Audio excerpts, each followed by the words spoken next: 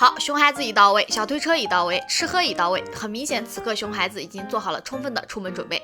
你准备好了吗？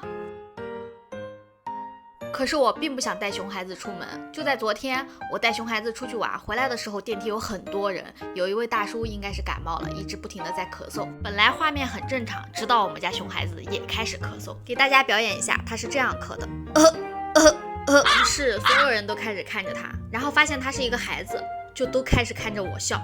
我发誓，我真的没有教过他模仿别人。那一刻，我尴尬的大脚趾都能抠出31听，简直太尴尬了。我现在出门都不想坐那个电梯，我感觉那个电梯里还有尴尬的味道。不过这次我打算对平底锅公平一点，在线征集大家的意见。你们觉得我应该怎么对待平底锅 ？A. 打1顿 ，B. 打2顿 ，C. A 加 B。当然啦，为了表明我没有冤枉他，带你们看一下他有多么的会模仿。好，欢迎大家来到模仿小达人专场。熊孩子看起来心情很不错。话不多说，说来就来。可以看到熊孩子已准备上场，很快他就开始了他的表演，别人怎么滑他就怎么学。然后一转眼又看到别的小姐姐在攀登，熊孩子果然按捺不住自己模仿的小灵魂，他去了。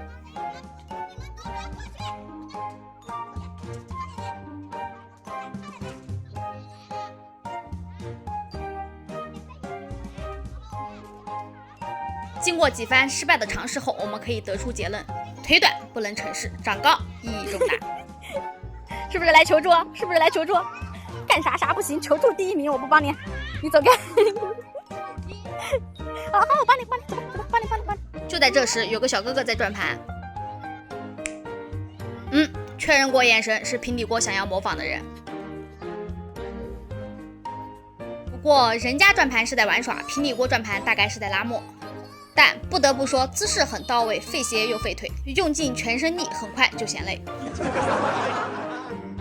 就在刚才，有个哥哥从这里走了上去，于是不服输的模仿小达人他又来了。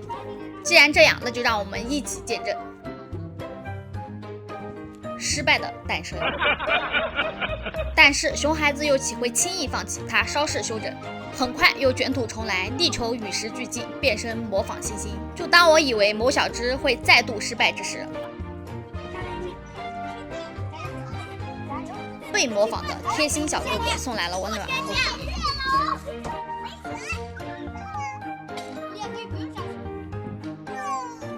看出来了，熊孩子很是得意，看起来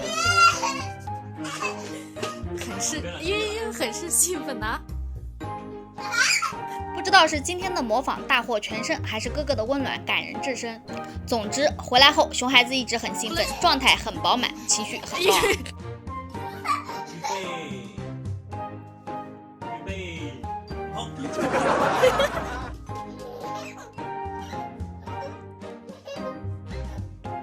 这干嘛呢？这是？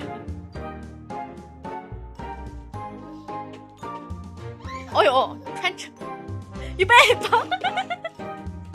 哦，对了，你们选好了吗？